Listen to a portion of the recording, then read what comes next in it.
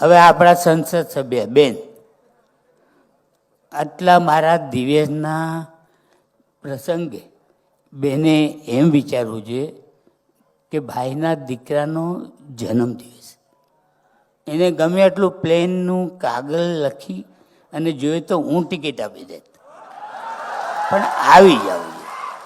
હું બેન માટે હું નથી કર્યું, બેનને મેં હું કામ નથી કર્યા, અને બેનને મેં કયા કામ દીધા એ તો કે નથી મેં એવું કર્યું. ભલે સુખી રહે બેન, મારી બેન.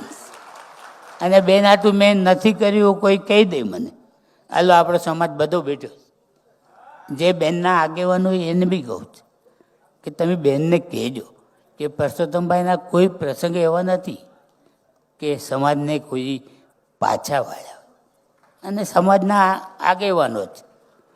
અહીંયા આપણા બાઉભાઈ આપણા આગેવાન હતા, મેઘજીભાઈ આગેવાન હતા, પણ હું કોઈને ભૂલ્યો નથી. મેં જે કામ કર્યા જ ને એ મારો ઉપરવાળો જાણે છે, અને મારા સમાજ માટે મેં કર્યું.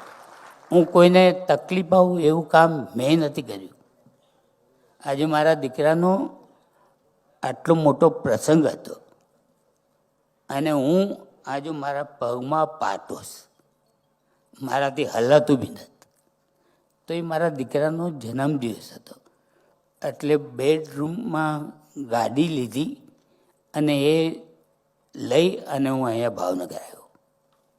મને બહુ દિવસ પર ખૂબ પ્રેમ છે, એની ઉપર મને આનંદ છે.